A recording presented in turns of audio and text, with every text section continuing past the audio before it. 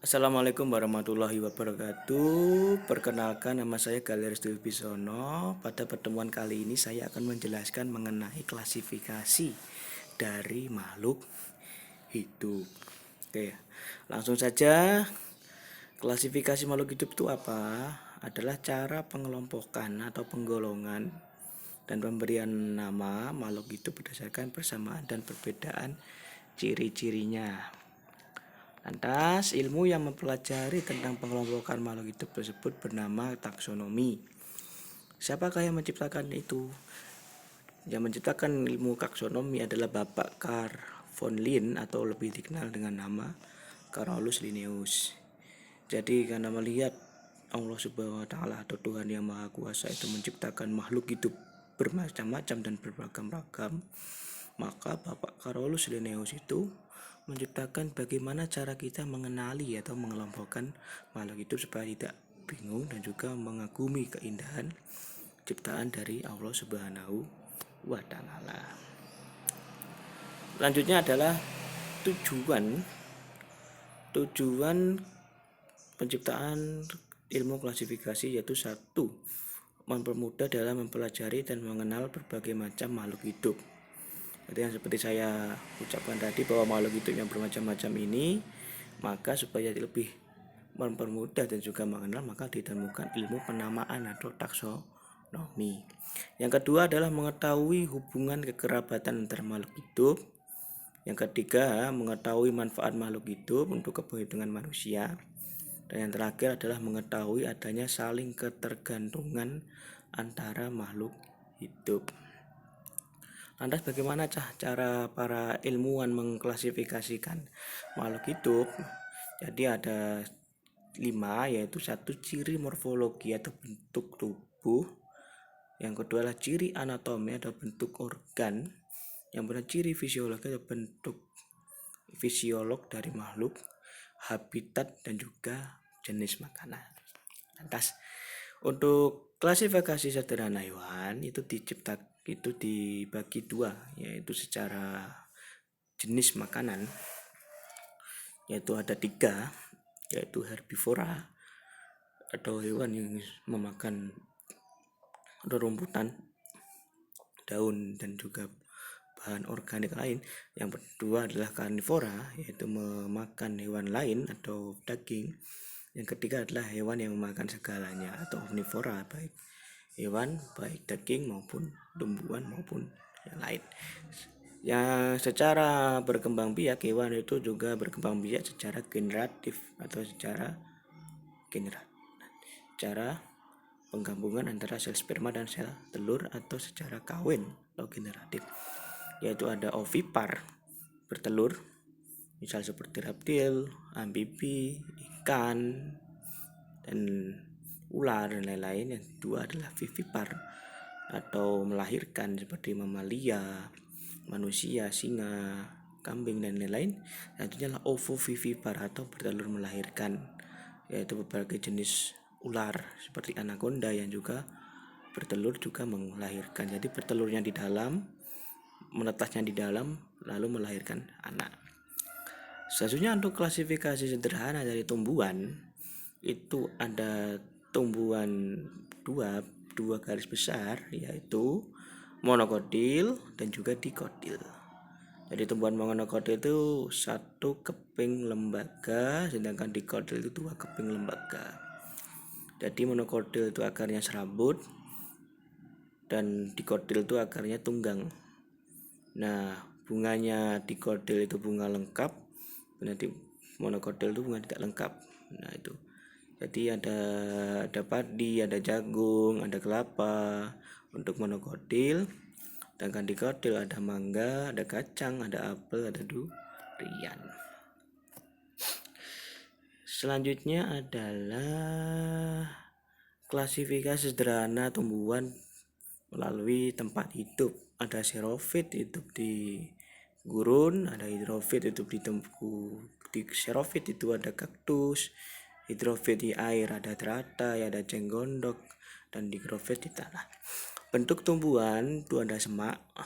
Semak itu ya semak kecil seperti itu herba, dan juga yang paling besar adalah pohon.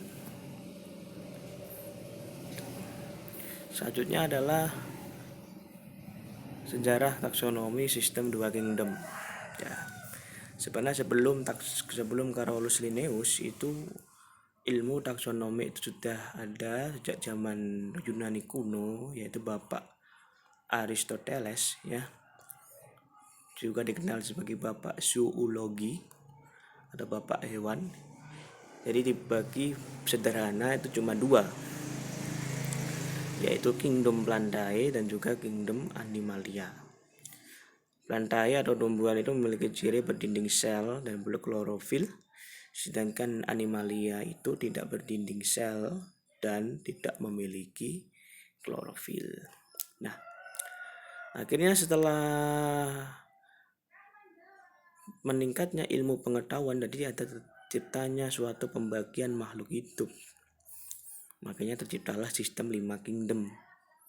Jadi ada pencetusnya yaitu Robert H. Whittaker tahun 69, seorang biolog Amerika, itu membagi lagi dari Carolus Linnaeus itu menjadi 5, dari Aristoteles Carolus Linnaeus menjadi 5 kingdom, yaitu Kingdom Monera yang nanti dibagi lagi. Nanti kalian kelas SMA itu akan dibagi lagi. Ada Protista, ada Fungi, ada Plantae, dan juga ada Animalia. Jadi ini yang dinamakan dengan 5 kingdom, yaitu Monera yaitu kingdom bakteri, Protista yaitu kingdom organisasi sel satu, Fungi itu jamur, Plantae adalah tumbuhan, Animalia atau hewan. Jadi kingdom Monera itu adalah tidak memiliki membran inti atau organisme prokariotik. Itu ada 2 jenis, yaitu bakteri dan ganggang atau alga, ganggang hijau biru, ya. Bakteri itu bentuknya ada bentuk batang bulat, spiral, koma, dan juga memiliki sifat aerob dan anaerob. Ada yang memerlukan oksigen, ada yang tidak memerlukan oksigen. Selanjutnya adalah ganggang hijau biru. Ganggang itu tumbuhan sel satu itu mempunyai klorofil. Yang kedua adalah uniseluler, ada juga yang multiseluler, ada yang sel satu, ada juga yang sel banyak. Yang kedua ada tunggal, ada juga yang berkelompok atau melakukan koloni.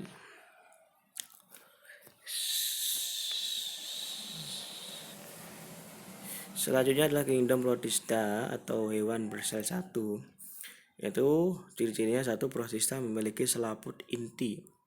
Jadi ini sudah berselaput inti atau disebut juga dengan organisme eukariota, yaitu inti selnya itu terlindung oleh selaput inti, sedangkan yang tadi itu prokariota, artinya tidak ada sel.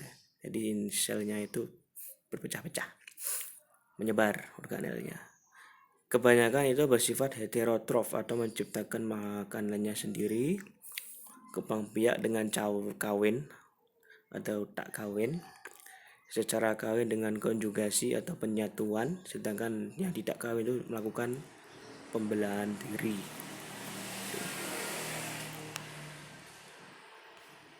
Selanjutnya adalah kingdom Protista. Itu ada protozoa atau Protista berbentuk hewan. Ciri-cirinya dapat berkembang biak, dapat bergerak bebas, tidak memiliki klorofil, diklopulkan berdasarkan alat geraknya. Protozoa ini ya macam seperti, contohnya seperti amoeba, planaria, flagella, ya, cilia, ya. Selanjutnya adalah ganggang. Ganggang ini seperti tumbuhan, seperti alga tadi, tidak dapat bergerak bebas, memiliki klorofil, dikelompokkan berdasarkan pigmen. Jadi jenis-jenisnya ada ganggang merah, ada ganggang biru, ada ganggang hijau, ada ganggang coklat. Oke. Selanjutnya adalah kingdom fungi atau jamur. Jadi sejarahnya dulu itu jamur dulu masuk Plantae. Namun karena perbedaan signifikan dari jamur dan tumbuhan, maka dipisahkan dari tumbuhan dan masuk kingdom sendiri, yaitu fungi. Ciri-ciri yang membedakan tumbuhan dengan fungi adalah satu, tidak memiliki klorofil. Jadi jamur itu tidak memiliki klorofil, berkembang biaknya tapi memiliki spora untuk berkembang biak.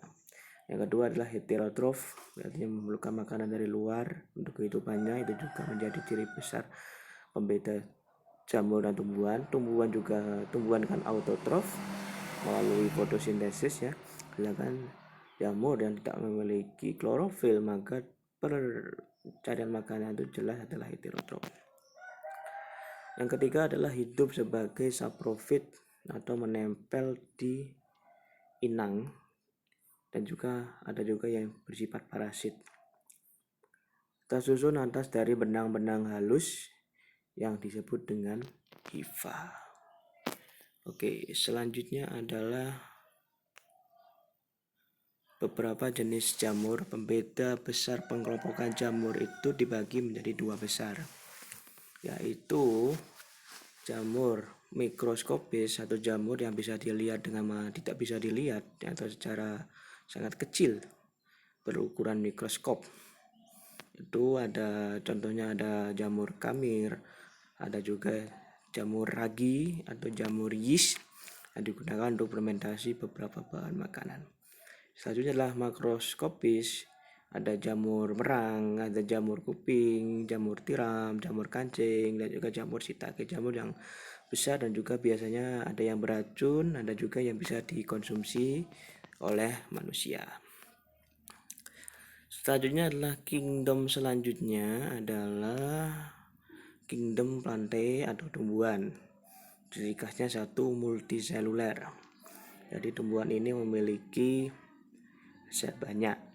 Yang kedua adalah ciri wajib dari tumbuhan adalah memiliki dinding sel dan klorofil. Yang selanjutnya adalah membuat makanannya sendiri melalui fotosintesis atau autotrof, berkembang biak secara vegetatif maupun generatif. Ya. Jadi tumbuhan itu dibagi menjadi tiga besar, yaitu satu, lumut atau bahasa ilmiahnya bryophyta. Yang kedua adalah paku-pakuan atau pterodophyta. Dan terakhir adalah tumbuhan berbiji, nanti dibagi jadi dua, yaitu tumbuhan berbiji terbuka atau angiospermae dan tumbuhan berbiji tertutup atau angiosperma atau gymnospermae. Ini adalah tumbuhan berbiji tertutup atau spermatophyta ya. Selanjutnya adalah yang terakhir dan juga yang paling banyak di dunia ini, yaitu hewan atau kingdom animalia. Jadi hewan itu dibagi jadi dua, yaitu avertebrate atau invertebrate atau hewan tidak memiliki tulang belakang, dan juga vertebrata atau hewan bertulang belakang. Yang vertebrata itu dibagi banyak lagi. Yang pertama adalah porifera atau karang spons. Yang kedua adalah sulenterata atau hewan berpori, itu seperti ubur-ubur. Yang ketiga adalah platyhelminthes atau cacing berbentuk pipih. Nematehelminthes, cacing gilik ya, cacing pita. Terus ada Annelida, cacing tanah. Moluska atau siput. Ada dibagi lagi siput kerang, ada siput bekecot seperti gastropoda, ada kerang seperti brachiopoda, dan juga hewan bertulang lunak seperti gurita dan juga cumi-cumi yaitu cephalopoda. Selanjutnya adalah arthropoda, itu adalah hewan berkuku-kuku. Banyak lagi dibagi, ada serangga, ada laba-laba, ada kalajengking, ada kelabang, dan juga kaki seribu. Sedangkan untuk insekta atau serangga itu memiliki mekanisme metamorfosis atau perubahan sempurna dari ulat ke kupu-kupu.